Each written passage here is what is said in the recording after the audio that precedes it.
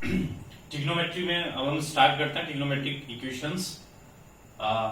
हमने trigonometric ratios के बारे में पढ़ा, उसके बाद हमने उससे रिलेटेड डिफरेंट डिफरेंट आइडेंटिटीज को डिस्कस किया।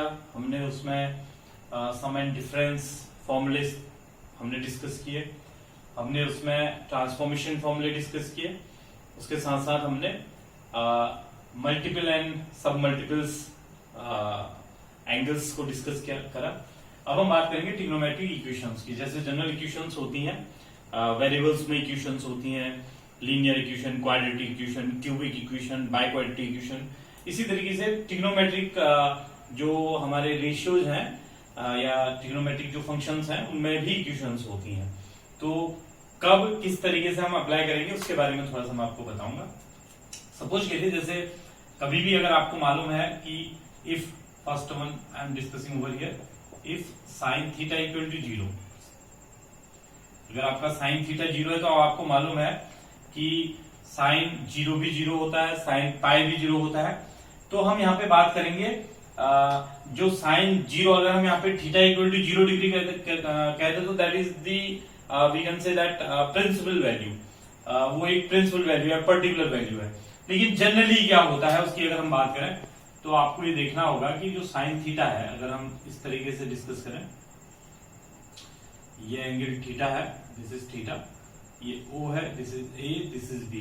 तो इस ट्राइंगल के हिसाब से अगर हम देखें तो साइन थीटा होता है perpendicular upon hypotenuse, that means AB upon OB is equal to 0। This implies that AB is equal to 0। AB equal to 0 का मतलब y एक्सिस के अलोंग जो डिस्टेंस है वो 0 हो गया।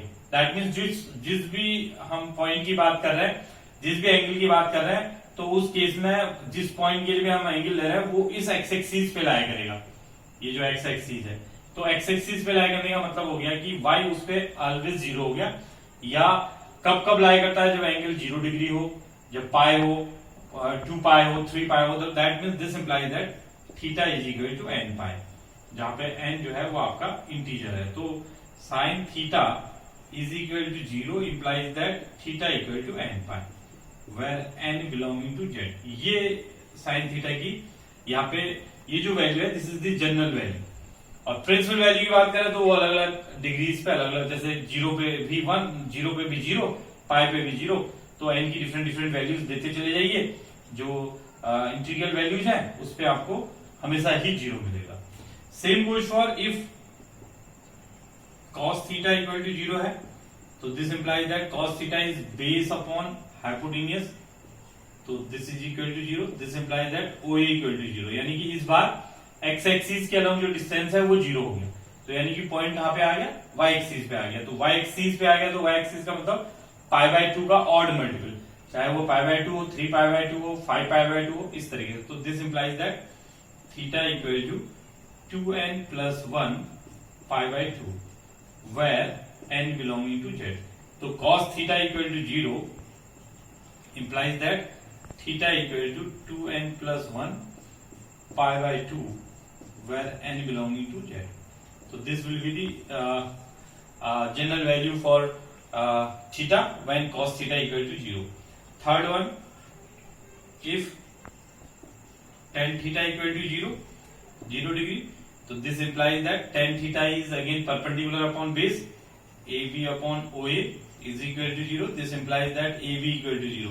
दैट मींस ये बिल्कुल सिमिलर केस है जैसा साइन के केस में आया था। तो tan theta equal to 0 implies that theta equal to n pi where n belonging to z। तो sine theta equal to 0 and tan theta equal to 0 दोनों के केस में सेम है। इसी तरीके से हो सकता है ये ऑलवेज 0 ना आए, कुछ और वैल्यू आ जाए। जैसे सपोज करिए अगर आपके पास कुछ ऐसा आ गया इस तरीके से,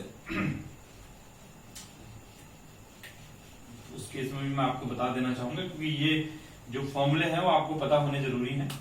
if sine theta equal to sine alpha, sine theta जो है वो साइन अल्फा के इक्वल है, तो in that case theta will be n pi plus minus 1 to the power n into alpha, ये हो जाएगा। जैसे सपोज करिए अगर आपके पास साइन थीटा इक्वल टू 1/2 आ गया, तो this implies that sine theta equal to 1/2 means sine pi by 6। तो आप theta equal to pi by 6 नहीं लिखेंगे, क्योंकि पाई बाय 6 तो प्रिंसिपल वैल्यू है। तो थीटा इक्वल टू आ जाएगा n pi plus -1 to the power n pi by 6। ऐसा आपका साइन का थीटा का वैल्यू उस केस में आ जाएगा। तो अगर sine theta equal to sine alpha है तो उस केस में जो फॉर्मूला बनेगा that is theta equal to n pi plus -1 to the power n into alpha. अगर आपके पास cos theta equal to cos alpha है तो it implies that theta equal to जैसे मैंने आपको बताया था 2n पाई प्लस माइनस अल्फा, इस तरीके से आ जाएगा। अगर आपके पास tan theta equal to tan alpha है, if you have tan theta equal to tan alpha, tan theta equal to tan alpha, तो in that case it will be theta equal to n pi plus alpha. अगर कभी आपके questions में कुछ ऐसा आ जाए sine square theta equal to sine square alpha, cos square theta equal to cos square alpha, tan square theta equal to tan square alpha, तो इन तीनों ही केस में जो थीटा होगा that is n pi plus minus alpha. मतलब अगर suppose करिए अगर आपके पास cos square theta equal to 1/2 है, तो अब आप इसको कॉस स्क्वायर पाई बाय 6 नहीं लिखेंगे आप इसको, यानी कि थीटा पाई बाय 6 से नहीं कंपेयर करेंगे, आप इसको लिखेंगे मतलब आप इसको cos थीटा इक्वल टू 1/√2 नहीं लिखेंगे, बल्कि आप इसको ऐसे लिख देंगे cos square theta equal to cos square pi by 4, क्योंकि cos पाई बाय 4 1/√2 होता है, तो उसका स्क्वायर करेंगे तो 1/2 हो जाएगा।